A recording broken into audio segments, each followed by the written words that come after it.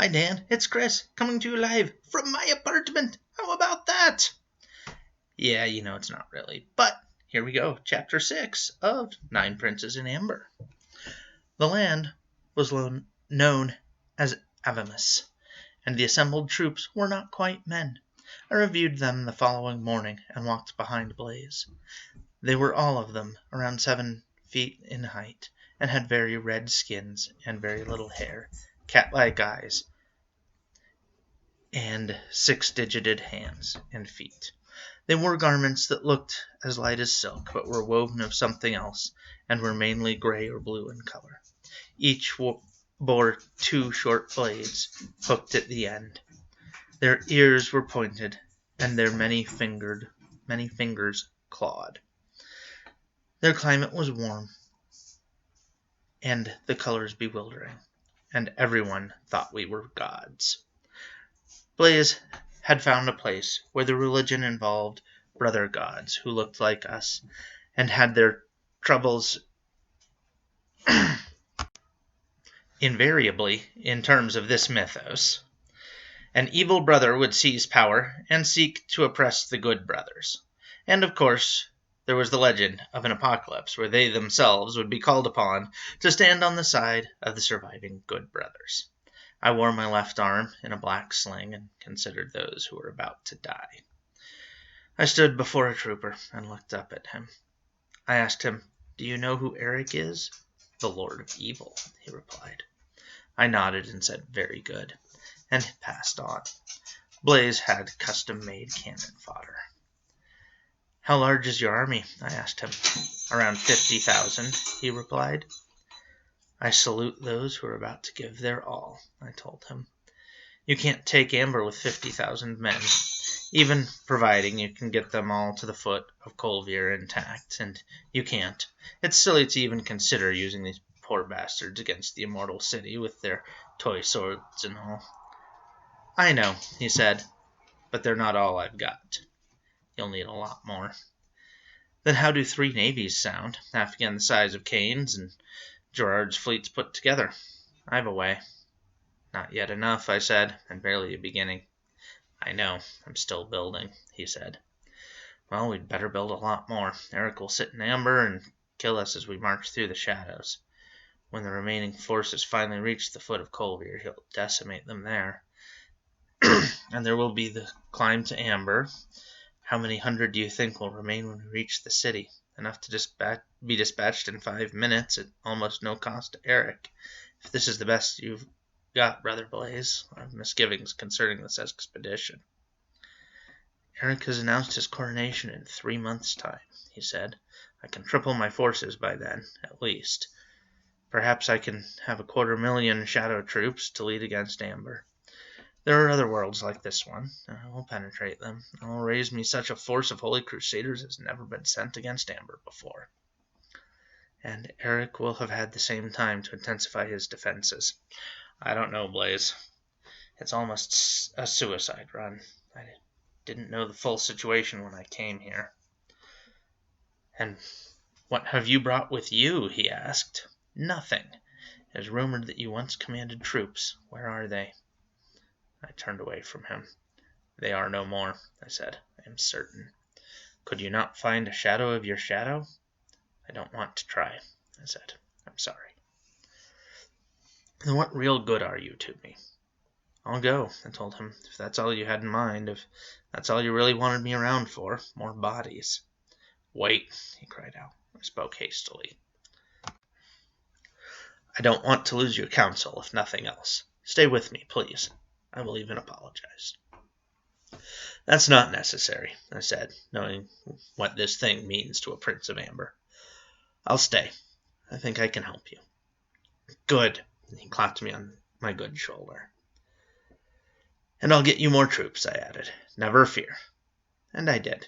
I walked among shadows and found a race of furry creatures, dark and clawed and fanged, reasonably manlike, and about as intelligent as a freshman in the high school of your choice.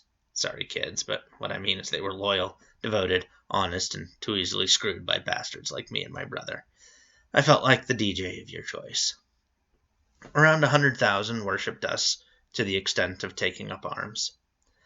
Blaze was impressed and shut up. After a week my shoulder was healed. After 2 months, we had our 250,000 and more. Corwin, you're still Corwin, he said. Took another drink. But I was feeling kind of funny. Most of these troops were destined to die. I was the agent responsible for much of this. I felt some remorse, though I knew the difference between shadow and substance. Each death would be a real death, however. I knew that also. And some nights I dwelt upon the playing cards. The missing trumps had been restored to the pack I held. One of them was a portrait of Amber itself, and I knew it could bear me back into the city. The others were those of our dead or missing relatives, and one was Dad's. I skipped over it quickly. He was gone. I stared at each face for a long while to consider what might be gained from each.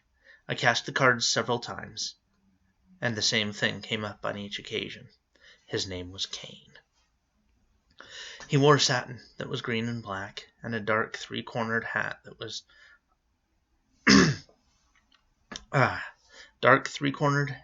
with a green plume of feathers trailing down behind. At his belt there was an emerald-studded dagger.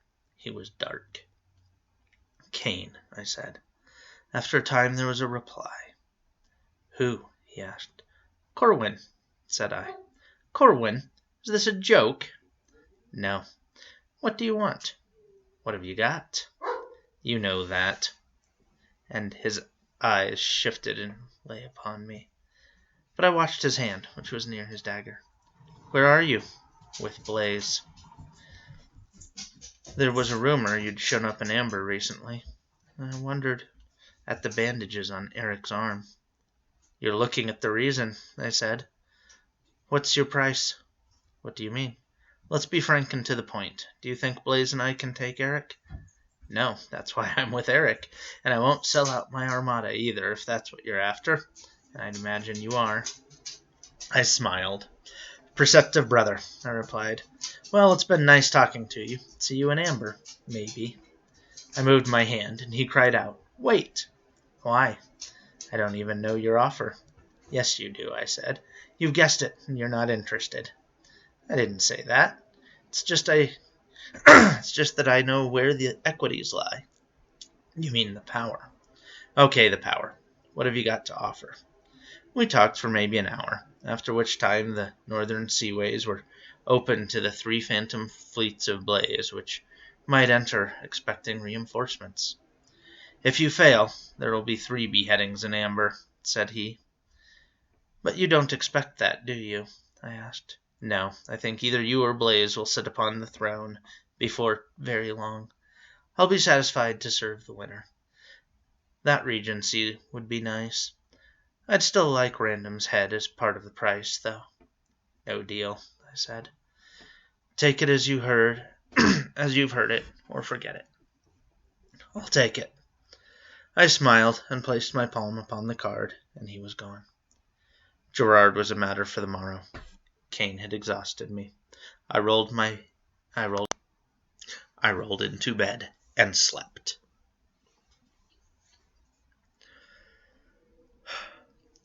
Gerard, when he learned the score, agreed to lay off us, mainly because it was I who was asking, as he had considered Eric a lesser of potent evils. I concluded the deal quickly, promising him everything he asked, as no heads were involved. Then I reviewed the troops again, and told them more of Amber. Strangely, they got along like brothers, the big red guys and the little hairy ones. It was sad, and it was true. We were their gods, and that was that.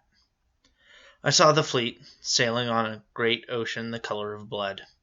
I wondered, in the shadow worlds through which they sailed, many of them would be lost.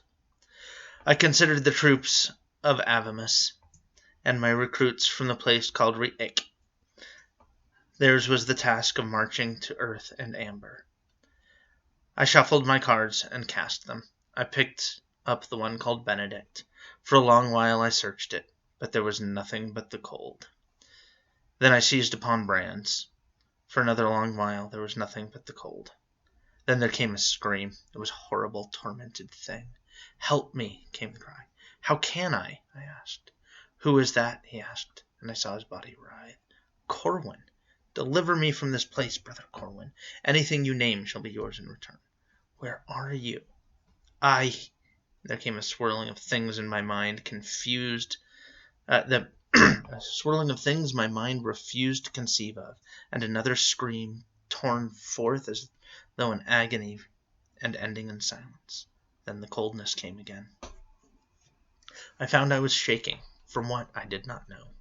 I lit a cigarette and moved to the window to consider the night, leaving the cards where they had fallen upon the tabletop of my room within the garrison. The stars were tiny and misted over. There were no constellations that I could recognize. A small blue moon dropped quickly through the darkness. The night had come on with a sudden icy chill, and I wrapped my cloak close about me. I thought back to the winter of our disastrous campaign in Russia. Gods, I had almost frozen to death. Where did it all lead? To the throne of Amber, of course. For that was sufficient justification for anything. But what of Brand? Where was he? What was happening about him? And who had done this thing to him? Answers? None. I wondered, though, as I had stared up and out, tracing the path of that blue disk in its descent. Was there something I was missing in the whole picture? Some factor I didn't quite dig? No answer. I seated myself at the table once more, a small drink in my hand. I fingered my way through the pack and found Dad's card. Oberon, Lord of Amber, stood before me in his green and gold. High, wide, and thick, his beard black and shot with silver, his hair the same.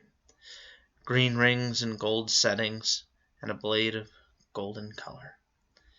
It had once seemed to me that nothing could ever displace the immortal liege of Amber from his throne. What had happened? I still didn't know. But he was gone. How had my father met with his end? I stared and concentrated. Nothing. Nothing. Something? Something. There came a responding movement, though ever so weak, and the figure on the card turned upon itself and shriveled into a shadow of the man he had been. "Father?" I asked. Nothing. Father? Yes, very faint and distant, as though through a seashell, immersed in monotone humming. "Where are you? What has happened?" Long pause. "Yes, this is Corwin, your son. What came to pass in Amber that you are gone?" "My time," he said, sounding even farther away. "Do you mean that you have abdicated? None of my brothers has given me the tale, and I do not trust them sufficiently to ask them. Eric now holds the city, and Julian guards the forest of Arden. Cain and Gerard maintain the seas. Blaise would oppose all, and I am allied with him. What are your wishes in this matter?" "You are the only one who has asked," he gasped. "Yes." "Yes, what?" "Yes, oppose them." "What of you? How can I help you?"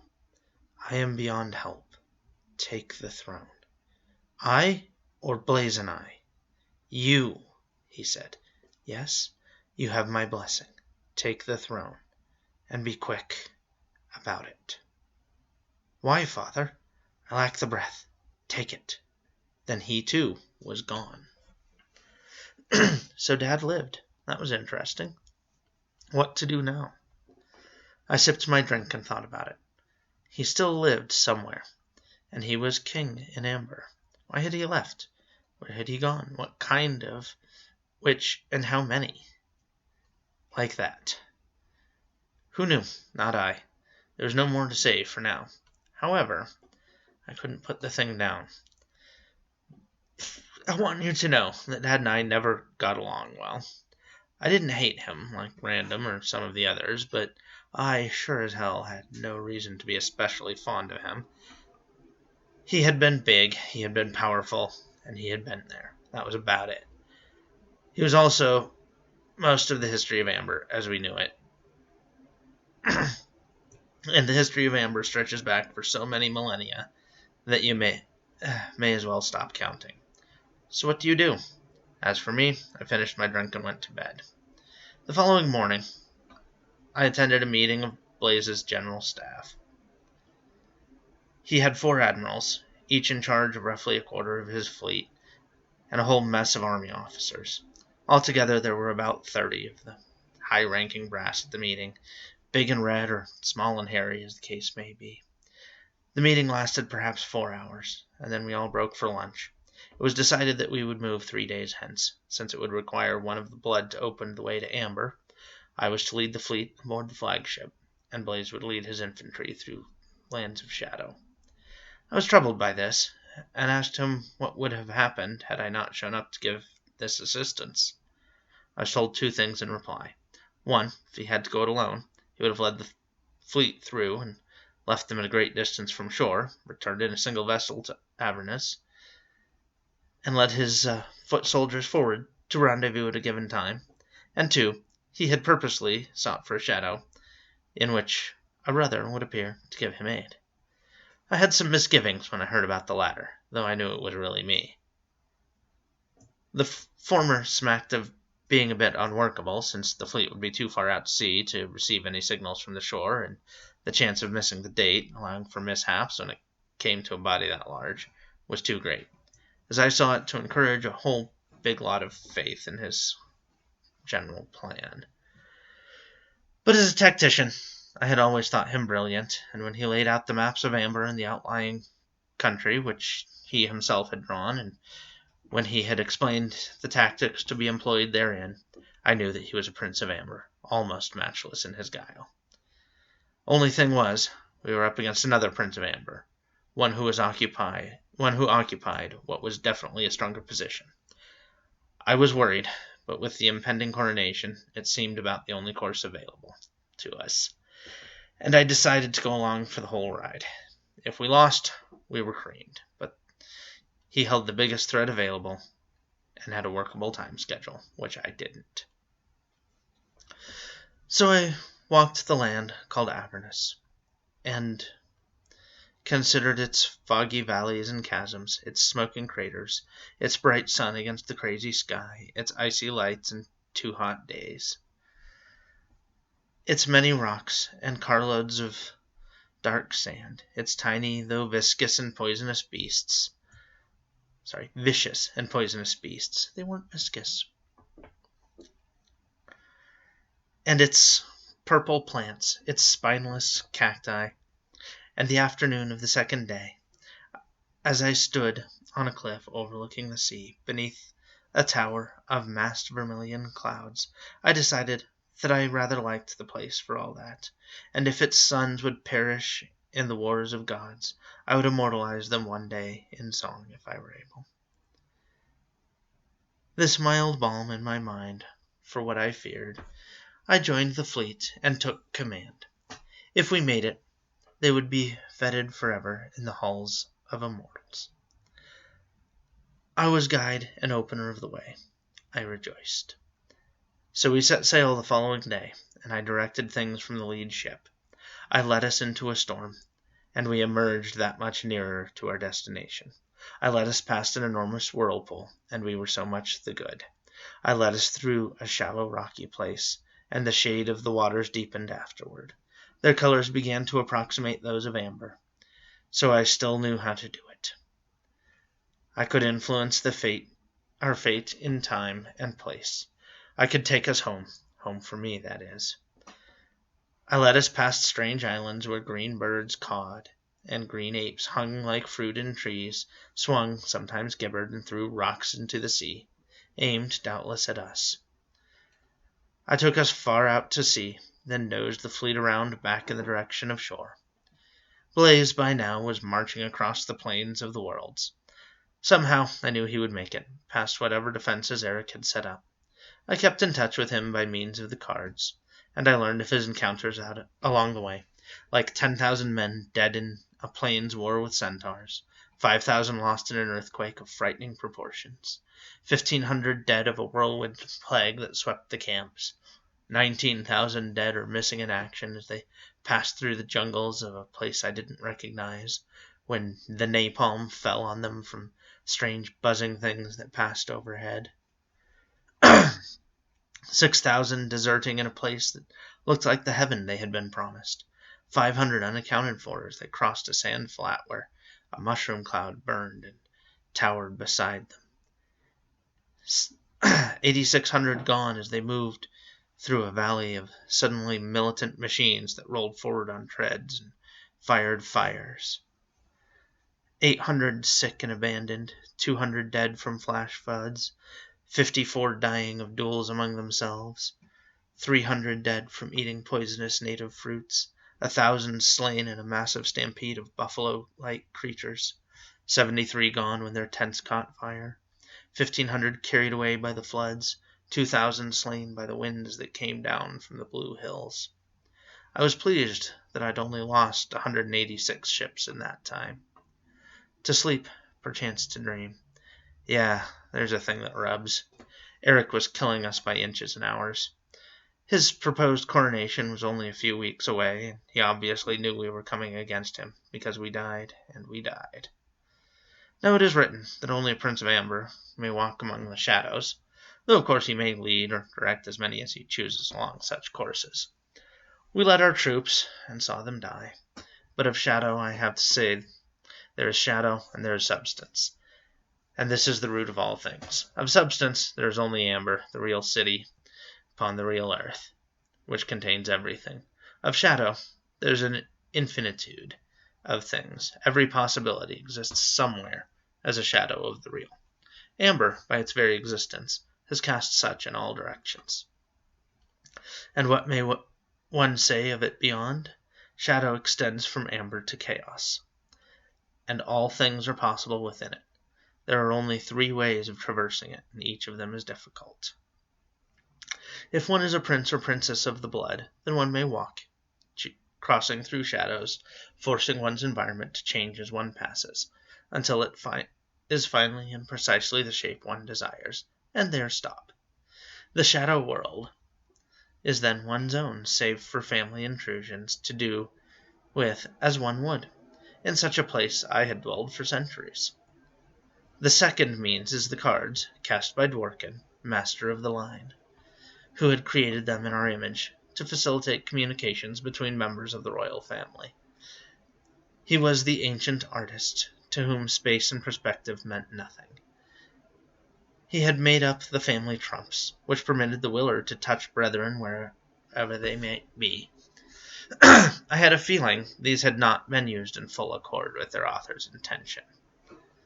The third was the pattern, also drawn by Dworkin, which could only be walked by a member of our family. It initiated the walker into the system of the cards, as it were, and at its ending gave its walker the power to stride across shadows. The cards in the pattern made for instant transport from substance through shadow. The other way, walking, was harder. I knew what Random had done in delivering me into the true world. As we had driven, he kept adding from memory that which he recalled of Amber, and subtracting that which did not agree. When everything corresponded, he knew we had arrived. It was no real trick, for he had the knowledge. Any man could reach... for had he the knowledge, any man could reach his own Amber. Even now, Blaze and I could find shadow ambers where each of us ruled and spend all of time and eternity ruling there. But this would not be the same for us, for none would be the true Amber. The city into which we were born, the city from which all others take their shapes. So we were taking the hardest route, the walk through shadow, for our invasion of Amber itself. Anyone knowing this and possessing the power could interpose obstacles. Eric had done so, and now we faced them as we died. What would come of this? No one knew. But if Eric were crowned king, it would be reflected and shadowed everywhere. All the surviving brothers, we princes of Amber, I am sure, felt it much better, each in his own simple way, personally to achieve this status, and thereafter let the shadows fall where they might. We passed ghost fleets, the ships of Gerard as we sailed, the Flying Dutchmen of this world, that world, and we knew we were coming nearer. I used them as reference points. On the 8th day of our voyaging, we were near to Amber. That is when the storm broke. The sea turned dark, the clouds collected overhead, and the sails grew slack within the still that followed. The sun hid its face, an enormous blue one, and I felt that Eric had found us at last. The storms arose, and, if you'll excuse the expression, broke upon the vessel I rowed. We were tempest-tossed and storm-torn, as the poets say, or said. My guts felt loose and watery as the first billows hit us. We were hurled from side to side like dice in a giant's hand. We were swept over waters of the sea and the waters from the sky. The sky turned black, and there was sleet mixed with the glassy bell ropes that pulled the thunder. Everyone, I'm sure, cried out. I know I did. I pulled my way along the shifting deck to seize the abandoned wheel. I strapped myself in place and held it. Eric had cut loose in Amber, that was for damn sure. 1, 2, 3, 4, and there was no let-up. 5 hours, then? How many men had we lost? I don't know. I felt and heard tingling and tinkling. I saw a blaze as through a gray tunnel. What's the matter? He asked. I've been trying to reach you. Life is full of vicissitudes, I replied. We're riding out one of them. Storm? He said. You bet your sweet ass. It's the granddaddy of 'em all. I think I see a monster off to port. If he has any brains, he'll aim for the bottom. He just did. We just had one ourselves, Blaze told me. Monster or storm? Storm, he replied. 200 dead. Keep the faith, I said. Hold the fort and talk to me later, okay? He nodded. There were lightnings at his back. Eric's got our number, he added before he cut off. I had to agree. It was 3 or 4 more hours before things let up, and many more later I learned that we had lost half the fleet, and on my vessel, the flagship, we had lost 40 of the crew and 140 of the crew of 120. It was a hard rain that fell. Somehow, to the Sea of Rebma we made it. I drew forth my cards and held randoms before me. When he realized who was talking, the first thing he said was, "Turn back." And I asked him why. Because according to Luella, Eric can cream you now. She says, wait a while, till he relaxes, and hit him then, like a year from now, maybe. I shook my head. Sorry, I said. Can't. Too many losses involved in getting us this far. It's a now or never situation. He shrugged, wearing a like I warned you expression. Why, though? I asked him. Mainly because I just learned he can control the weather around here, he said. We still have to chance it. He shrugged again. Don't say I didn't tell you. He definitely knows we're coming? What do you think? Is he a cretin? No. Then he knows. If I could guess it in Rebma, then he knows it in Amber. And I did guess, from a wavering of shadow. Unfortunately, I said, I have some misgivings about this expedition, but it's Blaze's show. You cop out and let him get axed. Sorry, but I can't take the chance. He might win. I'm bringing the fleet. You've spoken with Kane? Gerard? Yes. Then you must think you have a chance upon the waters. But listen, Eric has figured out a way to control the Jewel of Judgment. I gather from court gossip about its double.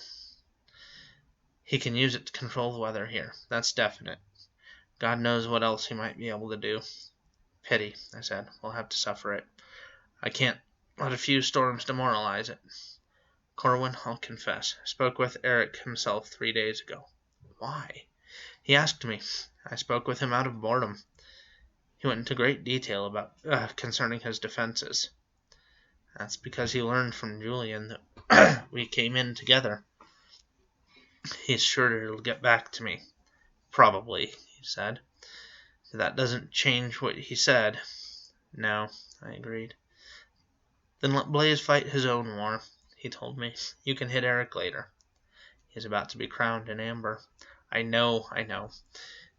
It's easy to attack a king, though, as a prince, isn't it? What's the difference does it make what he calls himself at the time, as long as you can take him? It'll still be Eric. True, I said, but I've committed myself. Then uncommit yourself, he said. Afraid I can't do that. Then you're crazy, Charlie. Probably. Well, good luck anyhow. Thanks. See you around. That was it. It troubled me. Was I heading into a trap? Eric was no fool. Perhaps he had a real death gig lined up. Finally, I shrugged and leaned over the rail, the cards once again behind my belt. It was a proud and lonely thing to be a Prince of Amber and capable of trust. I wasn't real fond of it just then, but there I was. Eric, of course, had controlled the storm we just passed through, and seemed in line with his being weathermaster at Amber, as Random had just told me. So I tried something myself. I headed us toward an amber lousy with snow. It was the most horrible blizzard I could conjure up. The big flakes began to fall out there on the ocean. Let him stop them, a normal enough shadow offering, he could. And he did. Within a half-hour's time, the blizzard had died. Amber was virtually impervious, and it was really the only city. I didn't want to go off course, so I let things be. Eric was the master of weather in Amber. What to do? We sailed on, of course, into the jaws of death. What can one say? The second storm was worse than the first, but I held the wheel. I was electrified and focused only on the fleet. It drove us apart. It cost us 40 vessels more. I was afraid to call Blaze to see what more had been done to him. Around 200,000 troops are left, he said. Flash flood. I told him what Random had told me. I'll buy it, he said, but let's not dwell on it. Whether or no, we'll beat him.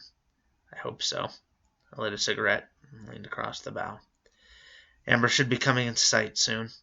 I knew the ways of shadow now, and I knew how to get there by walking. But everyone had misgivings. There would never be a perfect day, though. So we sailed on, and the darkness came upon us like a sudden wave. The worst storm of them all struck. We managed to ride out its black lashings, but I was scared. It was true, and we were in northern waters. If Kane kept his word, all well and good. If he was getting us out, he was in an excellent position. So I assumed he had sold us out. Why not? I prepared the fleet, 73 vessels remaining for battle. I saw him approach. The cards had lied, or else had been very correct when they pointed to him as a key figure. The lead vessel headed toward my own, and I moved forward to meet it. We hove to, and side by side regarded one another. We could have communicated via the trumps, but Kane didn't choose to, and he was in the stronger position. Therefore, family etiquette required that he choose his own means. He obviously wanted to be on record as he called out through an amplifier. Corwin, kindly surrender your command of the fleet. I've got you outnumbered. You can't make it through. I regarded him across the waves and raised my own amplifier to my lips. What of our arrangement? I asked. Null and void, he said. Your force is far too weak to hurt Amber, so save lives and surrender it now. I looked over my left shoulder and regarded the sun. Pray hear me, brother Kane, and grant me this, then. Give me your leave to confer with my captains till the sun stands high in the heavens. Very well, he replied without hesitation. They appreciate their positions, I'm sure. I turned then and ordered that the ship be turned about and head in the direction of the main body of vessels. If I tried to flee, Kane would pursue me through the shadows and destroy the ships one by one. Gunpowder did not ignite on the real earth, but if we moved very far away, it too would be employed in our undoing. Kane would find some, for it was probable, were I to depart, that the fleet could not sail the shadow seas without me. and would be left sitting ducks upon real waters here. So the crews were either dead or prisoners, whatever I did. Ransom had been right. I drew forth Blaze's trump and concentrated on it till it moved. Yes, he said. His voice was agitated. I could almost hear the sounds of battle about him. We're in trouble, I said. 73 ships made it through, and Kane has called on us to surrender by noon. Damn his eyes, said Blaze. I haven't made it as far as you. We're in the middle of a fight now. An enormous cavalry force is cutting us to pieces, so I can't counsel you fairly. I've got my own problems. Do as you see fit. They're coming again. And the contact was broken. I drew forth Gerard's and sought contact. When we spoke, it seemed I could see the shoreline behind him. I seemed to recognize it. If my guess was correct, he was in southern waters. I don't like to remember our conversation. I asked him if he could help me against Kane, and if he would. I only agreed to let you by, he said. That is why I withdrew to the south. I couldn't reach you in time if I wanted to. I did not agree to help you kill our brother. And before I could reply, he was gone. He was right, of course. He'd agreed to give me an opportunity not to fight my battle for me. What did that leave me? I lit a cigarette. I paced the deck. It was no longer morning. The mist had long vanished, and the sun warmed my shoulders. Soon it would be noon, perhaps 2 hours. I fingered my cards, weighed my deck in my hand. I could try a contest of wills through them, with either Eric or Kane. There was that power present, and perhaps even others of which I knew nothing. They had been so designed at the command of Oberon by the hand of the mad artist Dworkin, that wild-eyed hunchback who had been a sorcerer, priest, or psychiatrist. The stories conflicted on this point.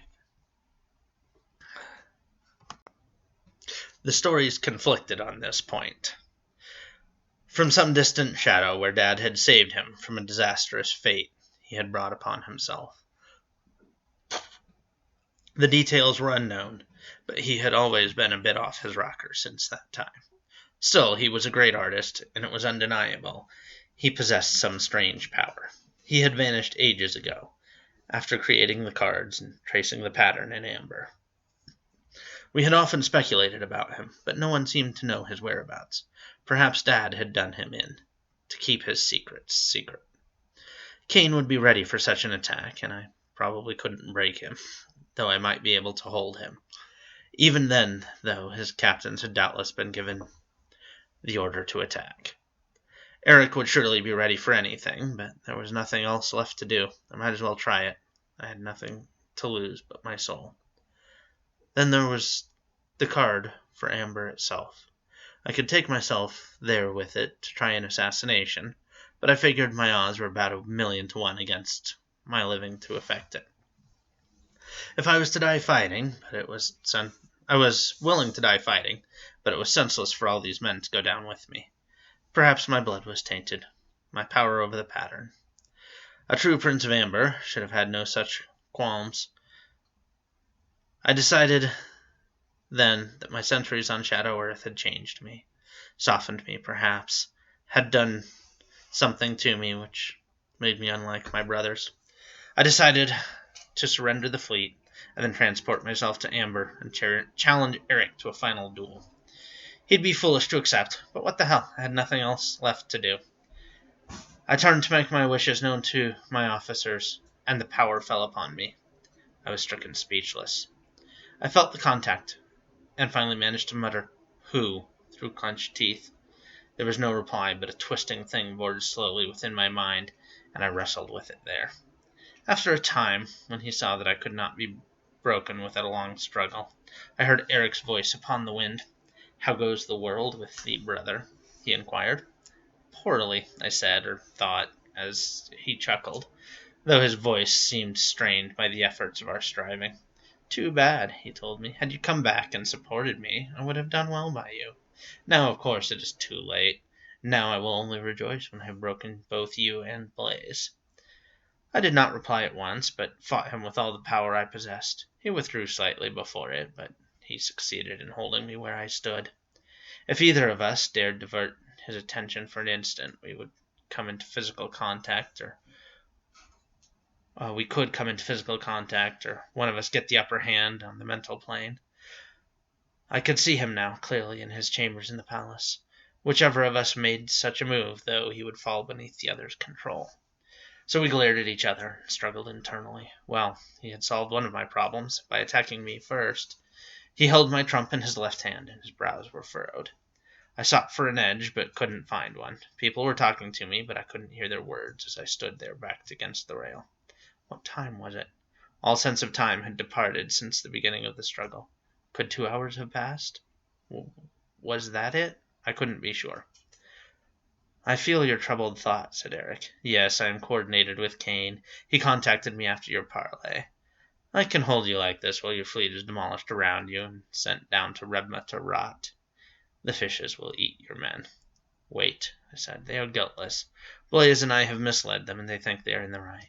Their deaths would serve no purpose. I was preparing to surrender the fleet. Then you should not have taken so long, he said, for now it is too late. I cannot tell Kane to countermand my orders without releasing you.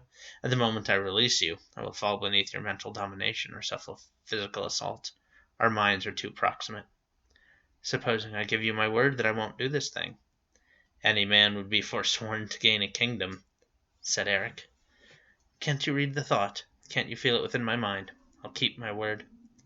I feel a strange compassion for these men you have duped, and I know not what may have caused such a bond. But no, you know it yourself. Even if you are sincere in this moment, as you may well be, the temptation will be too great the instant the opportunity occurs. You know it yourself. I can't risk it. And I knew it.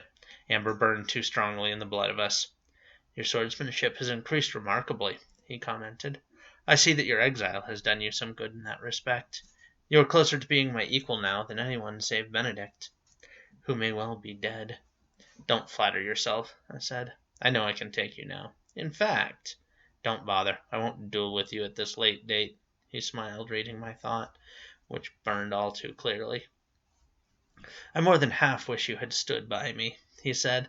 I could have used you more than any of the others. Julian I spit upon. Kane is a coward. Gerard is strong, but stupid. I decided to put in the only good word I might. Listen, I said. I conned Random into coming here with me. He wasn't hot on the idea. I think he would have supported you, had you asked him. That bastard, he said. I wouldn't trust him to empty chamber pots. One day I'll find a piranha in mine. No, thanks. I might have pardoned him, save for your present recommendation. You'd like me to clasp him to my bosom and call him my brother now, wouldn't you? Oh, no, you leap too quickly to his defense. It reveals his true attitude, of which he has doubtless made you aware. Let us forget Random in the courts of clemency. I smelled smoke then, and heard the sounds of metal on metal. That would mean that Kane had come upon us and was doing his job. Good, said Eric, catching it from my mind. Stop them, please. My men don't have a chance against that many. Not even were you to yield. And he bit it off and cursed. I caught the thought then. He could have asked me to yield in return for their lives and let Kane continue with slaughter. He would have liked to have done that, but he'd let those first words slip out in his heat of passion. I chuckled at his irritation. I'll have you soon anyhow, he said, as soon as they take the flagship. Until then, I said, try this. And I hit him with everything I had, boring into his mind, hurting him with my hatred. I felt his pain, and it drove me harder. For all the years of exile I spent, I lashed at him, seeking at least this payment. For putting me through the plague, I beat at the barriers of his sanity, seeking this vengeance. For the auto accident for which I knew he had been responsible, I struck at him, seeking some measure of anguish in return for my hurt. His control began to slip, and my frenzy increased. I bore down upon him, and his hold upon me began to slacken. Finally, you devil, he cried, and moved his hand to cover the card he held. The contact was broken, and I stood there shaking. I had done it. I had bested him in a contest of wills. No longer would I fear my tyrant brother in any form of single combat. I was stronger than he. I sucked in several deep breaths and stood erect, ready for the moment of coldness of a new mental attack. Occurred. I knew that it wouldn't, though not from Eric. I sensed that he feared my fury. I looked about me. There was fighting. There was already blood on the decks. A ship had come alongside us, and we were being boarded. Another vessel was attempting the same maneuver on the opposite side. A bolt whistled by my head. I drew my blade and leapt into the fray. I don't know how many I slew that day. I lost count somewhere after number 12 or 13. It was more than twice that, on that engagement alone. Though the strength with which a Prince of Amber is naturally endowed, which allowed me to lift a Mercedes, saved me that day, so that I could raise a man with one hand and hurl him over a rail. We slew everyone aboard both boarding ships, and opened their hatches and sent them down to Rebmo, where Random would be amused by the carnage. My crew had been cut in half in the battle, and I suffered innumerable nicks and scratches, but nothing serious. We went to the aid of a sister vessel and knocked off another of Kane's raiders. The survivors of the rescued vessel came aboard the flagship, and I had a full crew once more. "Blood!" I cried out. "Give me blood and vengeance this day, my warriors, and you will be remembered in Amber forever." And as a man they raised their weapons and cried out, "Blood!" And gallons, no rivers of it, were let that day.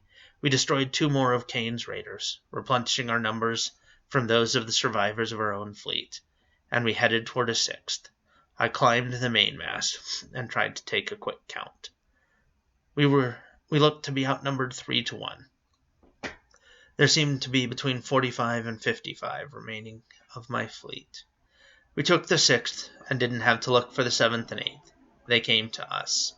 We took them too, but I received several wounds in the fighting that again left me with half a crew. My left shoulder and my right thigh had been cut deeply, and a slash along my right hip was hurting. As we sent those ships to the bottom, 2 more moved toward us. We fled and gained an ally in one of my own ships, which had been victorious in its own recent battle. We combined crews once more, this time transferring the standard to the other vessel, which had been less damaged than my own, which had begun shipping water badly and was beginning to list to starboard. We were allowed no more breathing space as another vessel neared, and the men attempted to board. My men were tired, and I was getting that way. Fortunately, the other crew wasn't in such great shape either. Before the second of Kane's vessels came to its aid, we had overwhelmed it, boarded, and transferred the standard again. That ship had been in even better shape. We took the next, and I was left with a good ship, 40 men, and gasping. There was no one in sight to come to our aid now. All my surviving ships were engaged by at least one of Kane's. A raider was heading toward us, and we fled. We gained perhaps 20 minutes this way. I tried to sail into shadow, but it's a hard, slow thing, that near to Amber. It's much easier to get this close than it is to depart, because Amber's at the center, the nexus. If I'd had another 10 minutes, I could have made it. I didn't, though. As the vessel hove nearer, I saw another one off in the distance turning our direction. It bore the black and green standard beneath Eric's colors and the white unicorn. It was Kane's ship. He wanted to be there for the kill. We took for the first one, and didn't even have time to open its hatches before Kane was upon us. I was left standing on the bloody deck with a dozen men about me, and Kane moved to the bow of the ship and called upon me to surrender. "Will you grant my men their lives if I do this thing?" I asked him. "Yes," he said. "I'd lose a few crewmen myself if I didn't. There's no need for that." "On your word as a prince?" I asked. He thought about it a moment, then nodded. "Very well," he said. "Have your men lay down their arms and board my vessel when I come alongside." I sheathed my blade and nodded about me. "You have fought the good fight. They love you for it," I said. "But we have lost in this place." I dried my hands on my cloak. as I spoke and wiped them carefully. I'd hate to smudge a work of art. Lay down your arms, and know that your exploits of this day will never be forgotten. One day I'll praise you before the court of amber. The men, 9 big red ones, and the 3 remaining hairy ones, wept as they put down their arms. Do not fear that all is lost in the struggle for the day, I said. We have lost only one engagement. The battle still continues elsewhere. My brother Blaze hacks his way toward amber at this moment. Cain will keep his word and spare your lives when he sees that I have gone to join Blaze upon the land, for he would not have knowledge that he was forsworn coming to amber. I am sorry that I cannot take you with me. And with this I withdrew Blaze's trump card from the pack, held it low before me out of sight of the other vessel. Just as Cain came alongside, there was movement beneath that cold surface. Who? Said Blaze. Corwin, I said. How fare you? We won the battle, but lost many troops. We're resting now, before we renew the march. How go things with you? I think we've destroyed nearly half of Cain's fleet, but he won the day. He's about to board me now. Give me escape. He held forth his hand, and I touched it and collapsed into his arms. This is getting to be a habit, I muttered, and then I saw that he was wounded too, about the head, and there was a bandage round his left hand. Had to grab the wrong end of a saber, he remarked as he saw my eyes fall upon it. It smarts. I caught my breath, then we walked to his tent, where he opened a bottle of wine and gave me bread, cheese, and some dried meat. He still had plenty of cigarettes, and I smoked one as an officer dressed my wounds. He still had around 180,000 men behind him as I stood on a hilltop, and the evening began around me. It seemed as if I looked out over every camp I had ever stood within, stretching on and over the miles and centuries without end. I suddenly felt tears come into my eyes for the men who are not like Lords of Amber, living but a brief span and passing into dust, so that many of them must meet their ends upon the battlefields of the world. I returned to Blaze's tent, and we finished the bottle of wine. All right, that's the end of chapter 6. Take care of yourself, man.